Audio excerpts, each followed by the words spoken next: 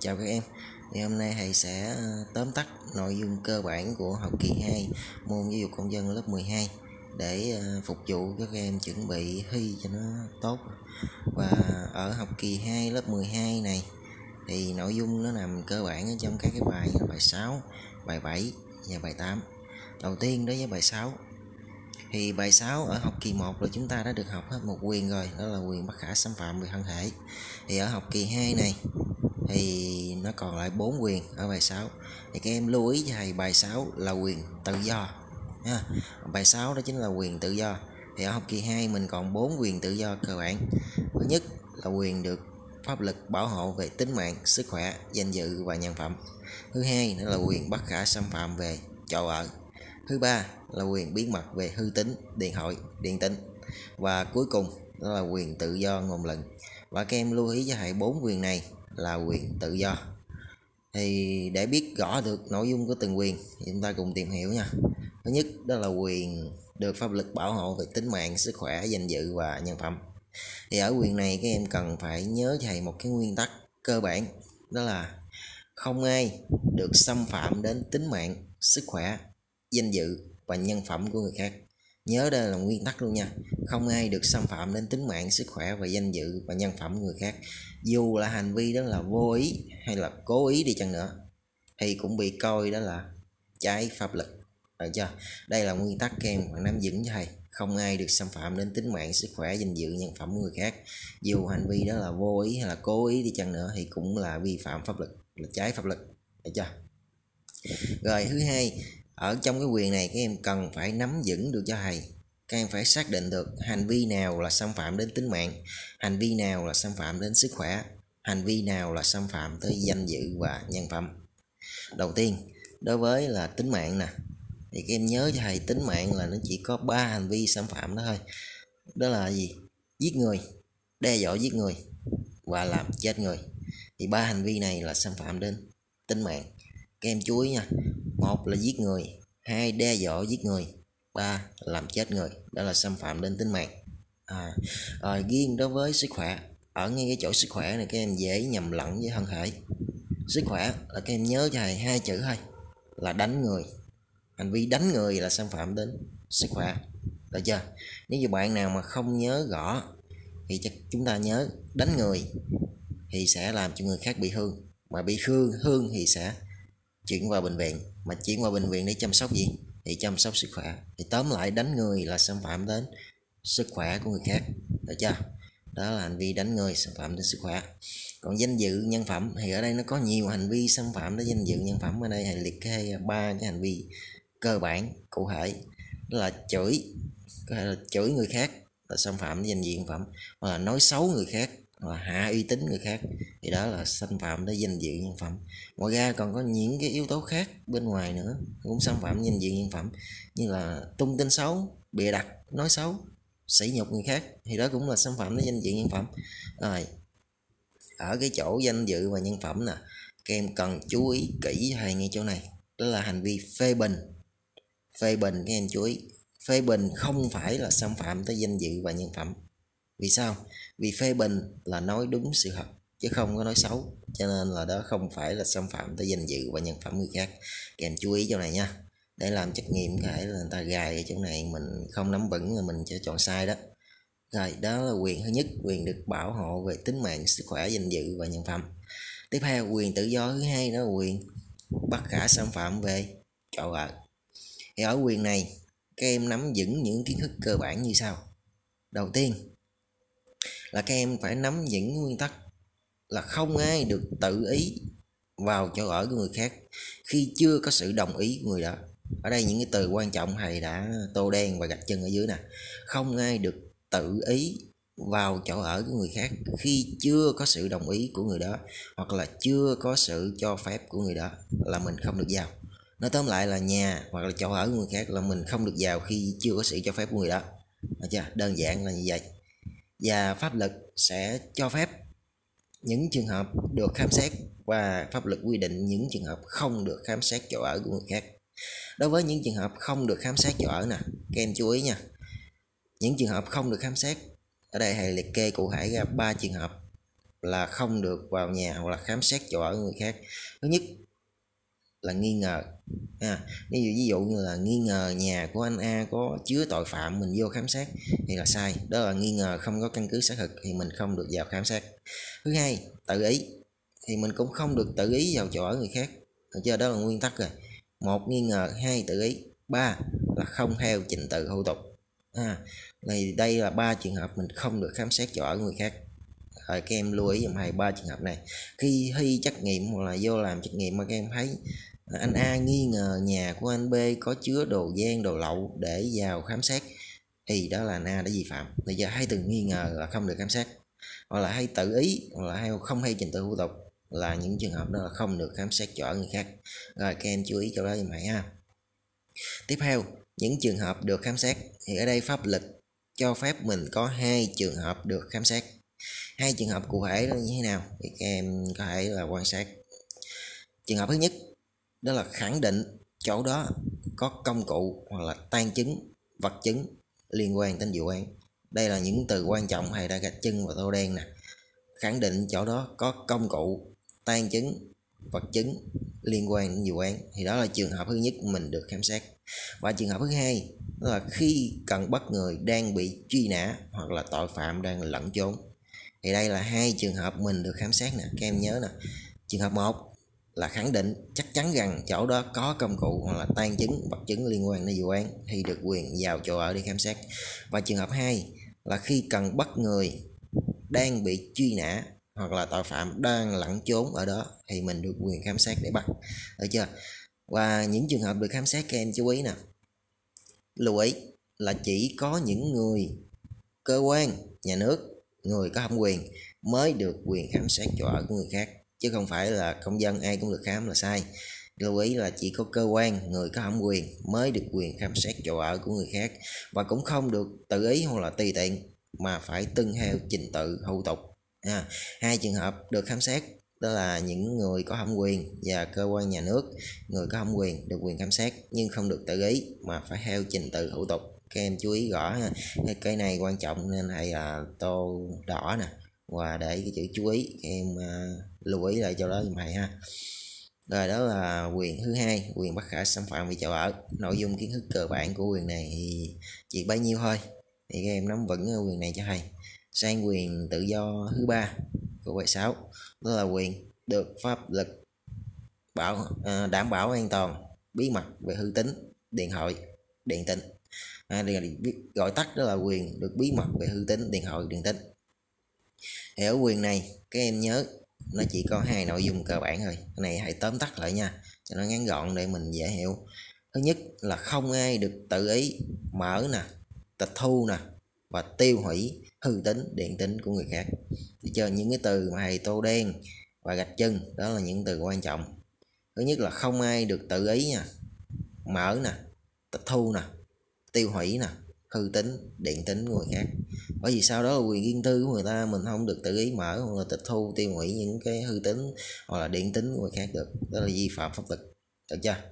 Và nội dung thứ hai là các em lưu ý là chỉ có người có thẩm quyền mới được quyền kiểm tra, kiểm soát hư tính, điện tín của người khác, nhưng chỉ trong trường hợp khẩn cấp cần thiết, không được tùy tiện, được chưa?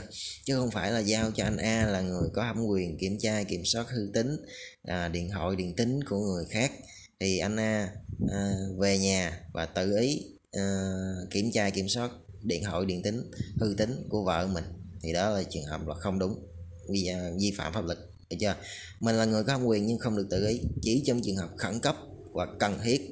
Ví dụ là khẩn cấp, ví dụ là đang tìm kiếm tội phạm truy nã, hoặc là cần thiết ví dụ là phục vụ điều tra vụ án, thì mình mới được quyền kiểm tra, kiểm soát hư tính, điện thoại, điện tín của người khác, được chưa? Vậy tóm lại là các em chỉ cần nhớ cho thầy, một là không ai được tự ý mở, tịch thu, tiêu hủy hư tính, điện tín của người khác. Và trường hợp thứ hai là chỉ có người có thẩm quyền mới được quyền kiểm tra, kiểm soát hư tính, điện thoại, điện tín của người khác, nhưng chỉ trong trường hợp khẩn cấp cần thiết mới được làm. Còn nếu như trường hợp bình thường là mình không được làm, không được kiểm tra, kiểm soát, được chưa? Đó là nội dung cơ bản của quyền được đảm bảo an toàn và bí mật về hư tính, điện thoại, điện tín. Thì ở quyền này có đôi khi á, là đề thi nó sẽ cho nó hỏi khác, đó là quyền được đảm bảo bí mật đời tư cá nhân là quyền gì. Thì các em nhớ luôn cho thầy, quyền đảm bảo bí mật đời tư cá nhân thì chính là quyền được pháp luật đảm bảo an toàn về bí mật về hư tính điện thoại điện tín, bởi vì đó là những yếu tố liên quan tới đời tư cá nhân của mình, được chưa? Đó là nội dung cơ bản của quyền được pháp luật đảm bảo an toàn về bí mật hư tính điện thoại điện tín.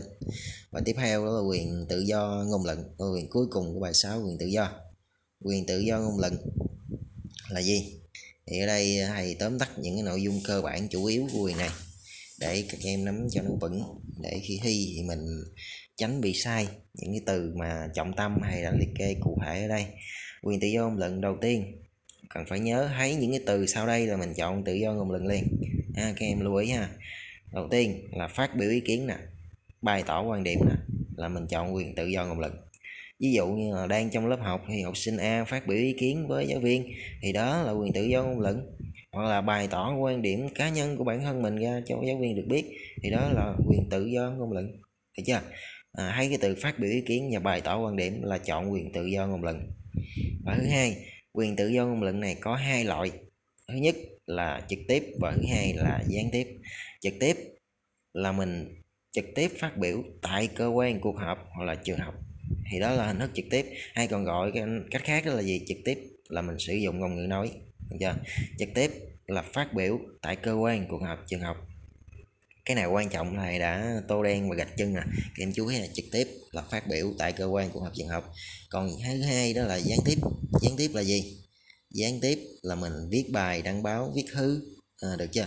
Viết bài nè, đăng báo nè, hoặc là viết thư, hoặc là nói cách khác, gián tiếp chính là sử dụng ngôn ngữ viết, được chưa? Thì đó là hai cái loại của quyền tự do ngôn luận, một là trực tiếp, hai là gián tiếp. Thì ở quyền tự do ngôn luận này mình sẽ dễ bị nhầm lẫn so với quyền tham gia quản lý nhà nước và xã hội ở bài 7. Thì ở đây để cho các em nắm được vững hơn và tránh bị nhầm lẫn thì thầy sẽ liệt kê ra luôn, cụ thể luôn, để phân biệt giữa quyền tự do ngôn luận và quyền quản lý nhà nước và xã hội luôn, để các em nắm cho nó rõ. Rồi ở đây thì so sánh cho nó tương đương với nhau ha, các em chú ý. Quyền tự do ngôn luận và quyền tham gia quản lý nhà nước và xã hội. Đối với quyền tự do ngôn luận là phát biểu ý kiến thì quản lý nhà nước và xã hội là đóng góp ý kiến, được chưa? Tự do ngôn luận là phát biểu, còn quản lý nhà nước và xã hội là đóng góp. Các em chú ý ha. Thứ hai, tự do ngôn luận là bày tỏ quan điểm, thì ở quyền tham gia quản lý nhà nước và xã hội là thảo luận, biểu quyết, kiến nghị. Những cái từ quan trọng này đã gạch chân cụ thể dưới rồi, các em chú ý kỹ. Tự do ngôn luận là phát biểu thì quyền tham gia quản lý nhà nước xã hội là đóng góp. Tự do ngôn luận là bày tỏ quan điểm thì quyền tham gia quản lý nhà nước và xã hội là thảo luận, biểu quyết, kiến nghị, được chưa? Rồi tự do ngôn luận có hai loại, thì ở quản lý nhà nước và xã hội cũng có hai phạm vi thực hiện. Đó là gì? Một là cả nước, hai là cơ sở. Cả nước là các em thấy những từ sau đây, ví dụ là xây dựng pháp luật, nước trưng cầu dân ý, thì đó là mình chọn phạm vi cả nước. Hoặc có đôi khi là đề sẽ cho không cho là xây dựng pháp luật và trưng cầu dân ý, mà cho là những vấn đề trọng đại, thì trọng đại thì mình cũng chọn đó là cả nước. Các em chú ý ha, cả nước là liên quan tới pháp luật nè, bởi vì pháp luật là thực hiện trên phạm vi cả nước chứ không thể nào thực hiện ở địa phương nào được hết, cho nên là mình phải chọn phạm vi cả nước. Và trưng cầu ý dân thì đó là những vấn đề trọng đại thì mình chọn là cả nước. Rồi phạm vi thứ hai đó là phạm vi ở cơ sở. Phạm vi ở cơ sở thì thực hiện theo cơ chế là gì? Dân biết, dân bàn, dân làm và dân kiểm tra. Thì ở cơ sở là các em nhớ được cái cơ chế theo 4 cái bước này: dân biết, dân bàn, dân làm và dân kiểm tra. Thì ngoài ra thì cơ sở đôi khi nó còn cho thêm một từ đó là địa phương, thì mình thấy địa phương là mình chọn cơ sở, được chưa? Rồi đó là sự phân biệt giữa quyền tự do ngôn luận và quyền tham gia quản lý nhà nước và xã hội. Thì đó là những cái nội dung cơ bản của quyền tự do ở bài 6 mà thầy đã tóm tắt lại cụ thể. Thì các em xem video và nhớ vững lại kiến thức lại cho thầy, và sau đây thầy sẽ củng cố lại cái nội dung vừa rồi thầy đã giới thiệu cho các em, tóm tắt lại cho các em bằng một cái tình huống như sau. Tình huống: sau 3 ngày yêu nhau say đắm, Mén đã nghi ngờ Tí ngoại tình, nên đã lén lút vào nhà Tý để mở điện thoại của Tý để kiểm tra tin nhắn. Trong lúc đó là Tý đang tắm. Bất ngờ Tý đi ra và phát hiện, và nóng giận, Tý đã dùng hết sức lực của một người đàn ông có được, đánh Mén gãy tay. Chưa hả cơn giận, Tý đã chửi Mén là đồ thiếu giáo dục. Hôm sau, trong lúc Mén đang trình bày sự việc với cô chủ nhiệm, thì Tý đã ngắt lời Mén và đe dọa sẽ giết chết Mén nếu còn nói nữa. Đó là nội dung của tình huống. Và tình huống yêu cầu là gì? Các em hãy chỉ ra những cái hành vi vi phạm các cái quyền sau đây. Đó là thứ nhất là quyền xâm phạm đến tính mạng, sức khỏe, danh dự nhân phẩm. Thứ hai là quyền tự do ngôn luận. Thứ ba là quyền pháp luật được đảm bảo an toàn bí mật về hư tính, điện thoại điện tính. Và thứ tư là quyền bất khả xâm phạm về chỗ ở. Thì dựa vào nội dung của đề bài cho, và các em có thể xác định là đầu tiên đối với là tính mạng, thì hồi nãy thầy đã liệt kê rồi. Tính mạng là hành vi giết người, đe dọa giết người, làm chết người. Thì ở trên đề nè, các em thấy là ở cái câu cuối cùng nè, Tý đã ngắt lời Mén và đe dọa giết chết Mén, thì đó là hành vi xâm phạm đến tính mạng, là Tý đe dọa giết Mén, được chưa? Thứ hai, xâm phạm đến sức khỏe là gì? Thì nội dung của quyền xâm phạm đến sức khỏe, cái hành vi xâm phạm đến sức khỏe là các em nhớ là gì? Chỉ có hai chữ thôi, là đánh người. Thì hành vi nào đánh người là xâm phạm đến sức khỏe. Thì nhìn lên đề bài các em sẽ thấy nè, bất ngờ Tý đi ra và phát hiện, nóng giận, Tý đã dùng hết sức lực của một người đàn ông có được, đánh Mén gãy tay. Cho nên ở đây Tý đánh Mén gãy tay thì xâm phạm đến sức khỏe, được chưa? Đó là sức khỏe, đây là gì? Tý đánh Mén gãy tay. Rồi, đối với danh dự và nhân phẩm, thì xâm phạm đến danh dự nhân phẩm hồi nãy thầy liệt kê có 3 cái cụ thể là gì? Chửi, nói xấu, hoặc là hạ uy tín, bịa đặt, tung tin xấu. Thì đó là những cái hành vi xâm phạm đến danh dự nhân phẩm. Và dựa vào đề bài các em thấy nè, Tý đã chửi Mén là đồ thiếu giáo dục. Thì hành vi chửi người ở đây là xâm phạm đến danh dự nhân phẩm. Cho nên danh dự nhân phẩm ở đây mình có thể điền vô là gì? Tý chửi Mén, được chưa? Những cái từ khóa liên quan tới các cái quyền thầy đã tô đen và in đậm gạch chân ở dưới cho các em, để các em nhận biết được cho nó đúng rồi ha. Rồi, thứ tư đó là quyền tự do ngôn luận. Tự do ngôn luận là gì? Là được phát biểu ý kiến, bày tỏ quan điểm, được chưa? Thì mình sử dụng lời nói của mình ra, đó là tự do ngôn luận. Thì ở đây nghe em hãy câu cuối cùng nè, khi Mén trình bày sự việc với giáo viên chủ nhiệm nè, thì Tý đã ngắt lời Mén, có nghĩa là Tý đã ngăn cản quyền tự do ngôn luận của Mén. Cho nên ở đây Tý đã vi phạm quyền tự do ngôn luận ở chỗ là đã ngắt lời Mén. Thì là Tý ngắt lời Mén là vi phạm quyền tự do ngôn luận. Rồi, quyền được pháp luật đảm bảo an toàn về bí mật hư tính, điện thoại điện tính. Thứ năm nè, hư tính, điện thoại điện tính là gì? Là không ai được tự ý mở, tịch thu, tiêu hủy hư tính điện tính người khác, và chỉ có người có thẩm quyền mới được quyền kiểm tra kiểm soát trong trường hợp khẩn cấp cần thiết. Ở câu đầu tiên của tình huống em thấy nghi ngờ, Mén nghi ngờ Tý ngoại tình, đã lén lút vào nhà Tý để mở điện thoại nè, có nghĩa là Mén đã tự ý mở điện thoại Tý ra để kiểm tra tin nhắn. Có ai được tự ý mở điện thoại người khác không? Không, đó là vi phạm quyền pháp luật đảm bảo an toàn về bí mật hư tính, điện thoại điện tính. Cho nên hư tính, điện thoại điện tính đây mình có thể điền là Mén đã tự ý mở điện thoại của Tý, được chưa? Mén tự ý mở điện thoại của Tý là vi phạm đến hư tính, điện thoại điện tính. Cuối cùng là quyền bất khả xâm phạm về chỗ ở. Thì quyền bất khả xâm phạm về chỗ ở là gì? Các em trường hợp có 3 trường hợp mình không được khám xét chỗ ở người khác là gì? Nghi ngờ, tự ý, không theo trình tự thủ tục, và nguyên tắc là không ai được vào chỗ ở người khác khi chưa có sự đồng ý hoặc là cho phép của người đó. Thì ở đây là Tý đang tắm, cho nên là Tý chưa cho phép Mén vào, cho nên là Mén không được vào. Mà Mén đã tự ý vào, cho nên là Mén đã vi phạm đến quyền chỗ ở. Cho nên bất khả xâm phạm về chỗ ở đây là gì? Mình có thể điền vào đây là Mén đã lén lút vào nhà Tý, được chưa? Đó là vi phạm về chỗ ở. Đó là tình huống để các em củng cố lại nội dung cơ bản của bài 6. Thì qua tình huống thì các em có thể là nhớ vững lại nội dung kiến thức và của bài 6, để khi thi thì các em nhớ lại nội dung cho nó kỹ hơn và ôn tập cho nó vững hơn. để làm bài cho thật là tốt. Tiếp theo, nội dung tiếp theo của thầy muốn tóm tắt là bài 7.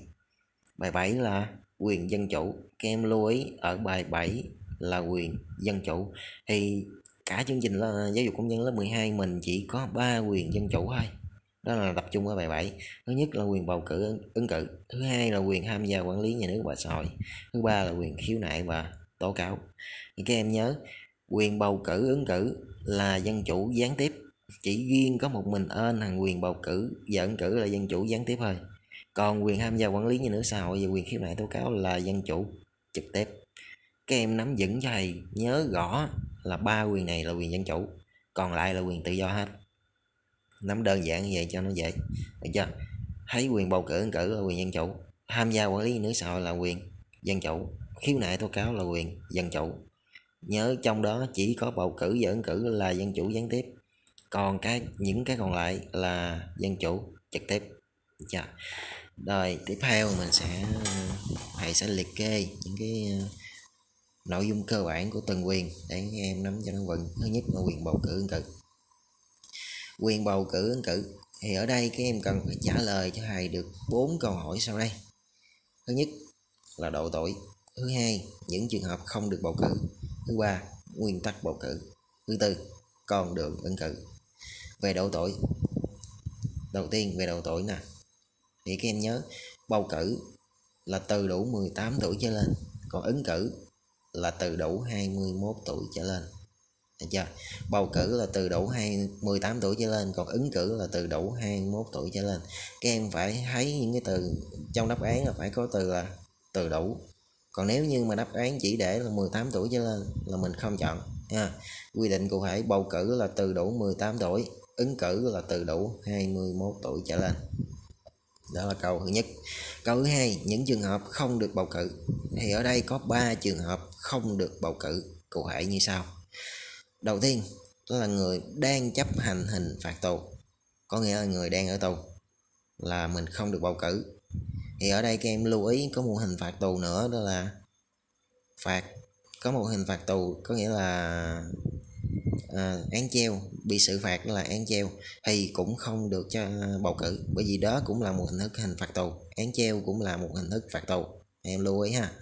Và có năm thì ngay cái chỗ này á, là người ta sẽ cho các em là một cái ví dụ như là người đang chuẩn bị đặc xá.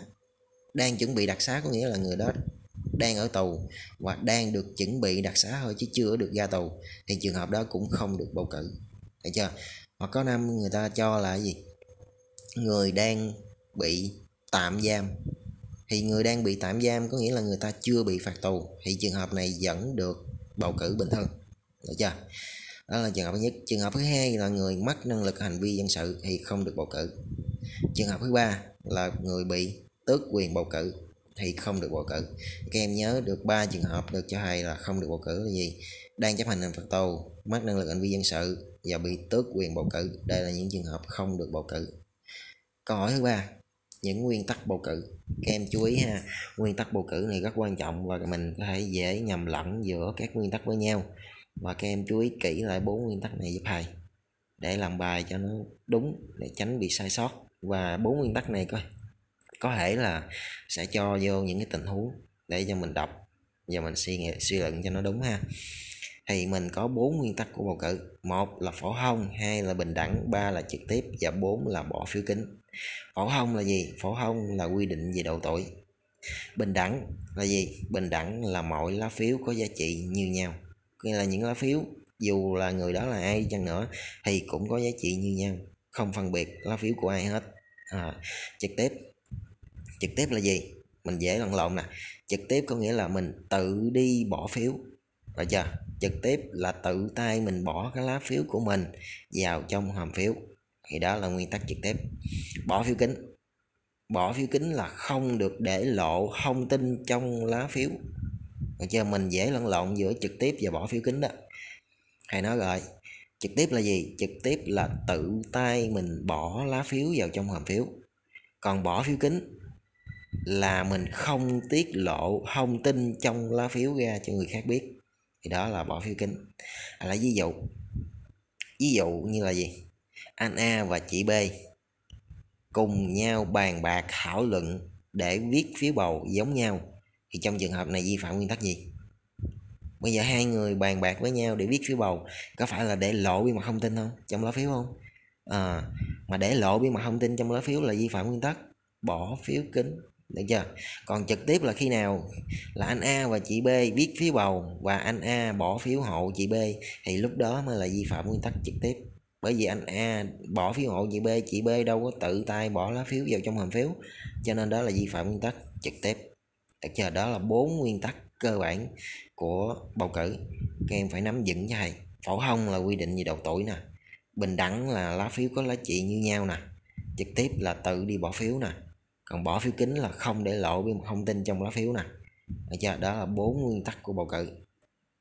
Câu hỏi cuối cùng đó là con đường ứng cử, thì ở đây mình có hai con đường ứng cử, một là tự ứng cử và hai là được giới thiệu ứng cử.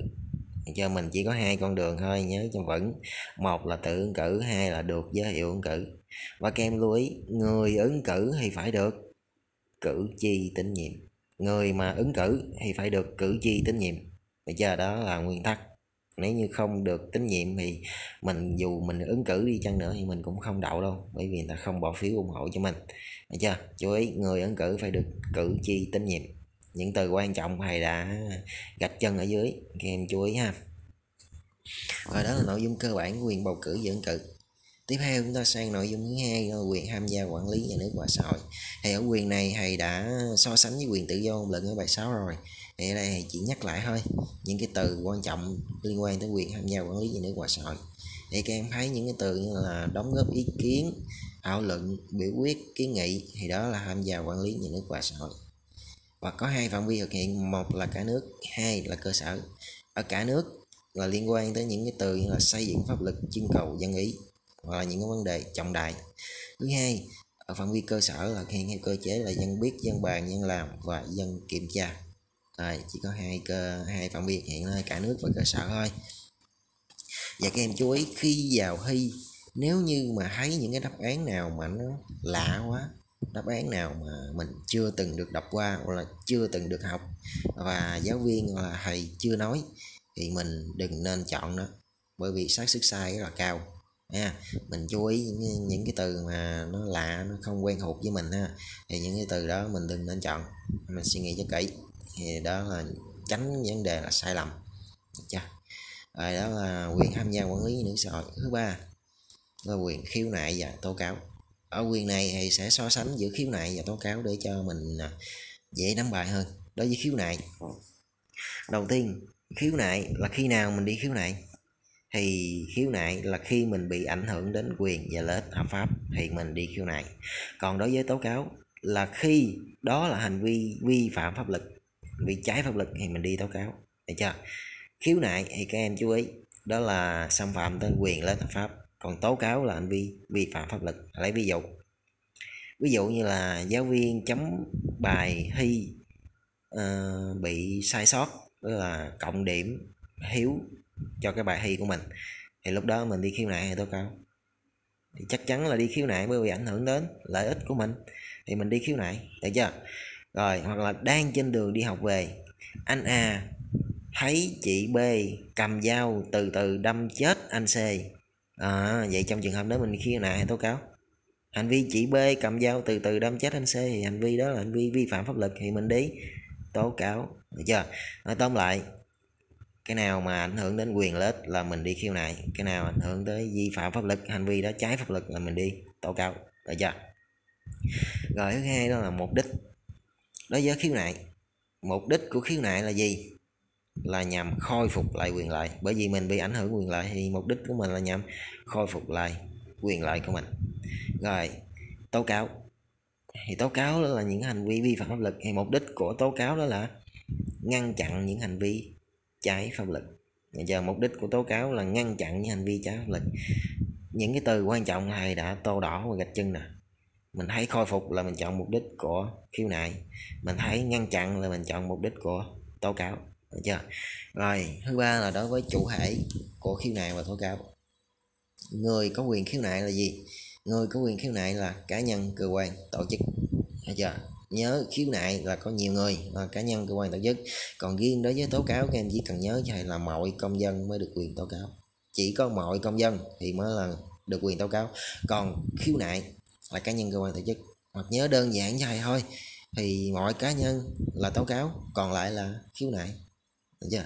Nhớ đơn giản vậy ha. Bạn nào học bài, khả năng học bài mình tệ hoặc là chưa được tốt thì mình nhớ đơn giản, tố cáo là mọi công dân, còn lại là khiếu nại, được chưa? Rồi, đó là những cái nội dung cơ bản so sánh giữa quyền khiếu nại và quyền tố cáo. Thì tiếp theo đó là quy trình của khiếu nại và tố cáo. Thì ở quy trình khiếu nại tố cáo nó có hai quy trình riêng, nhưng mà thì ở đây thì sẽ gom chung lại và nói những cái từ cơ bản, những cái bước cơ bản để cho các em dễ hình dung hơn nha. Thì ở đây quy trình khiếu nại tố cáo nó gồm có 4 bước. Bước thứ nhất là mình phải nộp đơn cho người có thẩm quyền xem xét giải quyết. Và bước thứ hai, người có thẩm quyền sẽ xem xét giải quyết, được chưa? Bước 2 là người có thẩm quyền xem xét giải quyết. Thì ở bước 2 này sẽ nảy sinh ra hai trường hợp. Một đó là đồng ý, hai là không đồng ý. Nếu như cái người mà đi khiếu nại hoặc tố cáo đồng ý với cái quyết định của ở bước 2 á, thì mình chấm dứt tại bước 2. Còn nếu như không đồng ý thì mình sẽ chuyển sang bước 3, đó là khiếu nại hoặc là tố cáo lên lần 2, đó là lên cấp trên, được chưa? Nếu như không đồng ý ở bước 2 thì sẽ chuyển sang bước 3, đó là khiếu nại hoặc là tố cáo lần 2, đó là lên cấp trên. Ở bước 3 cũng vậy, có hai trường hợp. Trường hợp thứ nhất là đồng ý, nếu như đồng ý thì sẽ chấm dứt tại bước 3. Còn nếu như không đồng ý sẽ chuyển sang bước 4 là ra tòa, được chưa? Thì các em chỉ cần nhớ nó có 4 bước. Bước 1 nộp đơn, bước 2 là người có thẩm quyền xem xét giải quyết. Nếu như đồng ý thì chấm dứt, còn nếu như không đồng ý sẽ chuyển sang bước 3 là khiếu nại hoặc là tố cáo lần 2, đó là lên cấp trên. Rồi nếu như bước 3 đồng ý thì chấm dứt tại đó, còn nếu như không đồng ý thì sẽ có chuyển sang bước 4 đó là ra tòa án, được chưa? Đó là 4 bước quy trình khiếu nại và tố cáo. Trong 4 bước này các em lưu ý, trong quá trình mà xem xét giải quyết á, mà phát hiện có dấu hiệu của tội phạm thì đưa hẳn ra tòa luôn, khỏi cần đi qua các cái bước như là bước 3, bước 4 nữa, được chưa? Nếu như mà trong quá trình xem xét giải quyết ở bước 2 nè, phát hiện có dấu hiệu của tội phạm thì ra tòa, được chưa? Rồi, đó là quy trình khiếu nại và tố cáo. Còn một chú ý nữa, các em chú ý là đối với khiếu nại là vi phạm hành chính, còn đối với tố cáo là vi phạm pháp luật về hình sự, được chưa? Nếu như mà trong đề thi người ta sẽ có hỏi á, là khiếu nại là vi phạm pháp luật gì, thì mình nhớ khiếu nại là vi phạm hành chính, còn tố cáo là vi phạm hình sự. Đó là những cái nội dung cơ bản của quyền khiếu nại tố cáo. Và nội dung cơ bản của bài 7 là quyền dân chủ, thì thầy đã tóm tắt cụ thể cho các em nắm rõ rồi.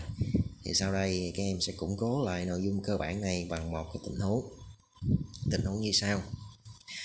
Trong lúc đi bầu cử thì anh A đã phát hiện chị B và anh C đã bàn bạc viết phiếu bầu giống nhau, và anh C đã bỏ phiếu hộ chị B, có nghĩa là anh C bỏ phiếu giúp cho chị B.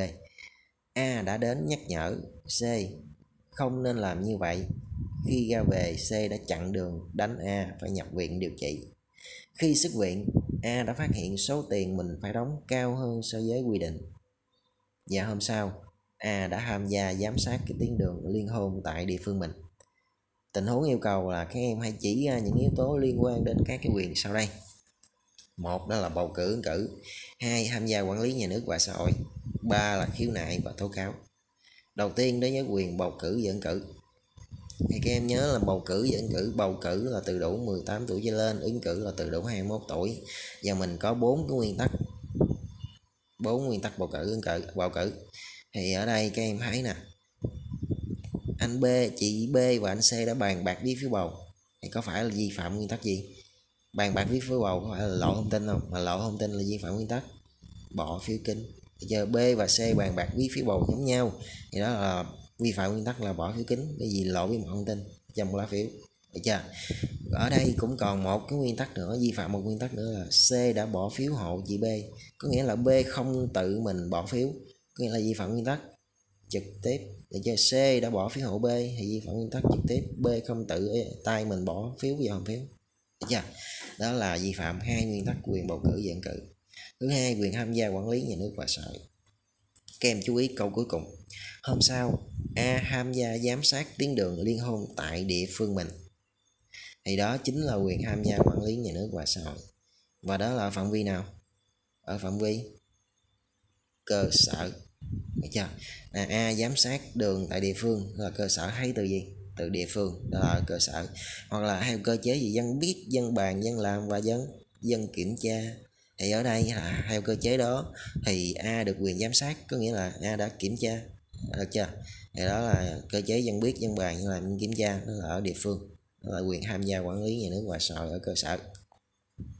Thứ ba, quyền khiếu nại và tố cáo. Ở đây thầy chia ra hai trường hợp nào, một là khiếu nại, hai là tố cáo. Thì các em đã biết rồi, khiếu nại là khi mà mình bị vi phạm tới quyền và lợi ích hợp pháp, còn tố cáo thì đó là hành vi trái pháp luật.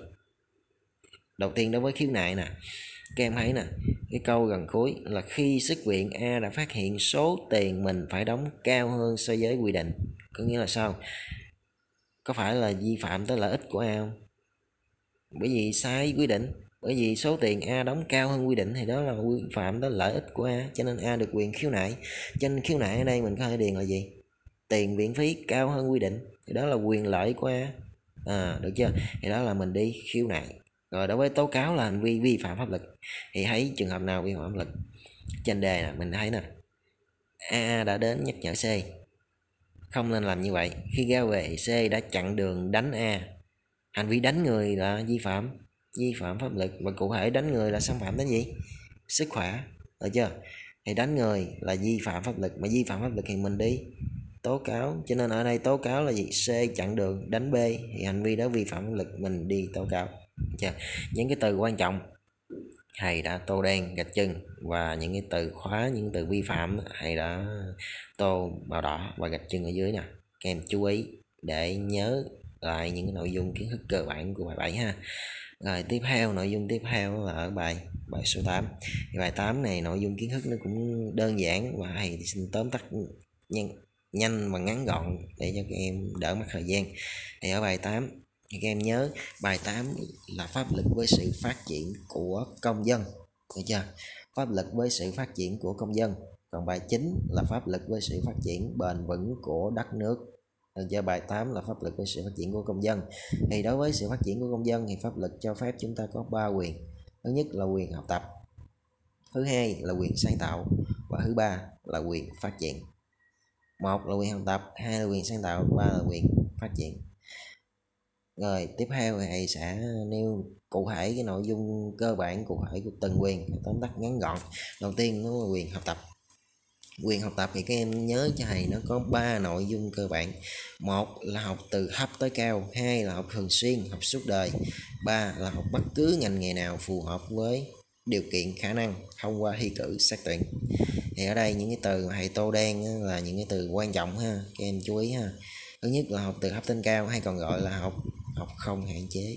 Học không hạn chế còn gọi là học từ thấp đến cao. Được chưa? Hai này nó cùng nghĩa với nhau.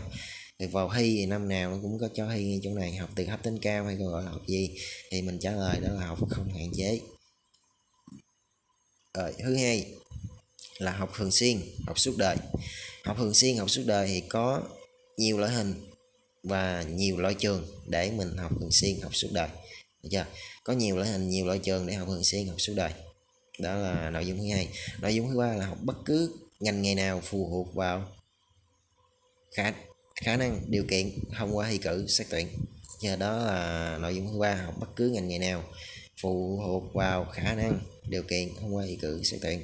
Và các em chú ý cái chủ trương của quyền học tập là bình đẳng về cơ hội học tập. Đó là chủ trương của quyền học tập ha, là bình đẳng về cơ hội học tập. Rồi tiếp theo ở quyền thứ hai ở bài 8 đó là quyền sáng tạo. Ở quyền sáng tạo này thầy sẽ tóm tắt cơ bản và hãy chia ra hai trường hợp để cho mình dễ nắm vững được kiến thức của bài. Một, thấy những cái từ sau đây là mình chọn quyền sáng tạo. Tìm tòi, nghiên cứu khoa học, phát minh, sáng chế, cải tiến kỹ thuật, hợp lý hóa sản xuất. Các em chú ý cụm từ là cải tiến kỹ thuật và hợp lý hóa sản xuất. Có năm đó là đề sẽ cho là gì? Cải tiến kỹ thuật là liên quan tới quyền nào? Học sinh mình sẽ không nhớ vững được bài. Cải tiến kỹ thuật là mình không nhớ được nó nằm trong nội dung nào hết, bởi vì nó không có chút gì là ấn tượng đối với các em cả, cho nên là mình cần phải hụt lòng chỗ này giùm thầy, là cải tiến kỹ thuật, hợp lý hóa sản xuất là nằm trong quyền sáng tạo, được chưa? Thứ hai là các em thấy những cái từ như là sáng tác văn học nghệ thuật, sáng tác văn học nghệ thuật đó là cũng nằm trong quyền sáng tạo, được chưa? Hãy nhắc lại những cái từ liên quan với quyền sáng tạo như là tìm tòi, nghiên cứu khoa học, phát minh sáng chế, cải tiến kỹ thuật, hợp lý hóa sản xuất, sáng tác văn học nghệ thuật, đó là quyền sáng tạo, được chưa?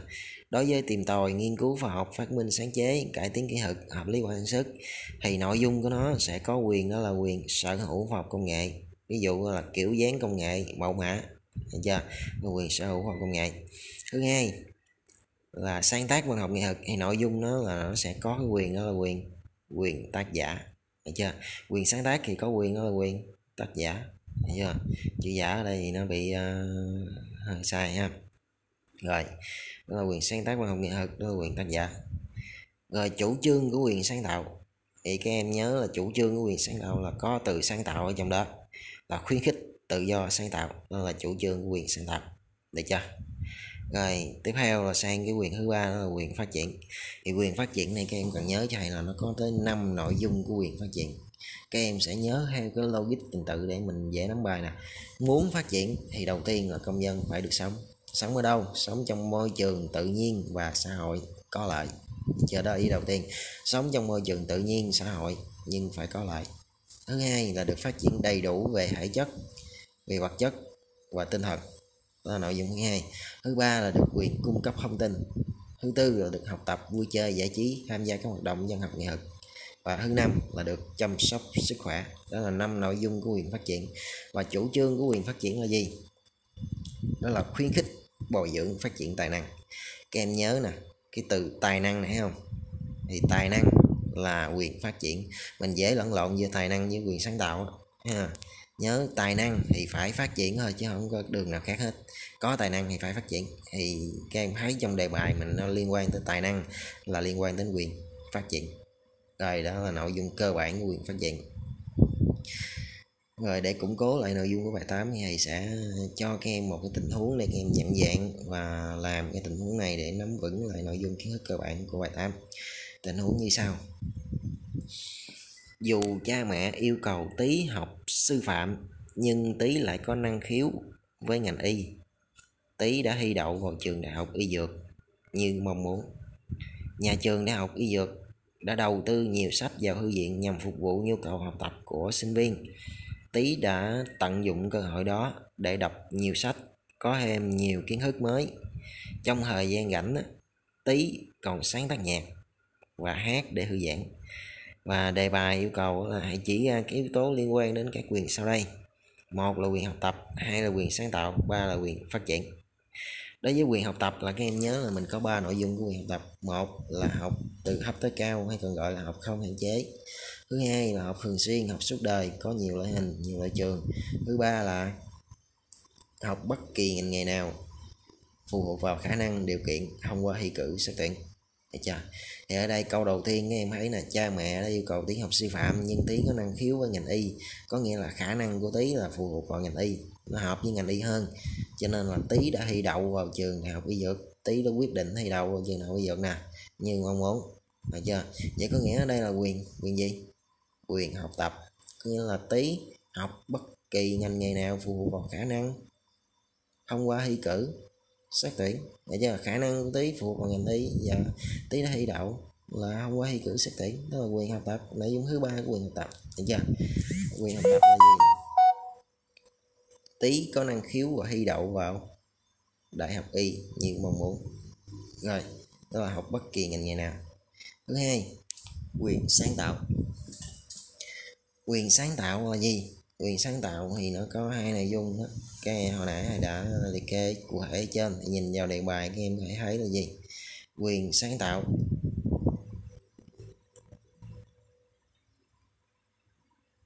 là Tý đã sáng tác nhạc. Thì ở trong thời gian rảnh là Tý sáng tác nhạc, thì đó là quyền sáng tạo. Thấy cái từ gì? Từ sáng tác. Được chưa? Quyền phát triển thì các em nhớ là quyền phát triển nó có 5 nội dung. Sống trong môi trường tự nhiên xã hội nè, được đáp ứng đầy đủ nhu cầu thể chất tinh thần nè. Thứ ba là được cung cấp thông tin nè. Thứ tư được chăm sóc sức khỏe nè. Thứ năm được học tập vui chơi giải trí nè, tham gia hoạt động văn học nghệ thuật nè. Cho nên quyền phát triển dựa vào đề bài các em hãy thấy là gì? Quyền phát triển ở đây là Tý đã đọc sách thư viện. Thì Tý đọc sách thư viện nghĩa là gì? Tý được cung cấp thông tin, mà cung cấp thông tin là quyền phát triển. Được chưa? Đó là nội dung cơ bản của bài 8, và thông qua tình huống này mong là các em củng cố lại được nội dung cơ bản kiến thức của từng phần của bài 6, bài 7 và bài 8. Thì đây là cái bài để mà thầy làm cái video để cho các em tự ôn tập tại nhà, và các em chuẩn bị bước vào cái ngày thi làm bài thật tốt. Và các em nhớ lời thầy dặn là những gì thầy có dạy thì mình vào mình thấy mình sẽ chọn, còn những cái từ mà không liên quan, hoặc là những cái từ mà thầy chưa từng nói, hoặc là thầy không có dạy thì nhớ mình lưu ý mình không được chọn. Và các em đặc biệt là không được chọn ngẫu nhiên, không phải là các em muốn thấy cái đó là nó đúng với ý của mình chọn là nó sai, được chưa? Những cái từ tình huống và những cái từ cụ thể cơ bản ngắn gọn thầy đã nhấn mạnh và thầy đã tô đen rồi làm dấu cụ thể trong video rồi. Các em hãy nhìn và xem video kỹ, và các em nhớ bài kết hợp với tài liệu ở trong tập, và các em học bài lại cho kỹ giùm thầy. Rồi, cuối video thì chúc các em học tập thật tốt, đạt được kết quả thật cao và làm bài với số điểm như các em mong muốn. Rồi, chào các em.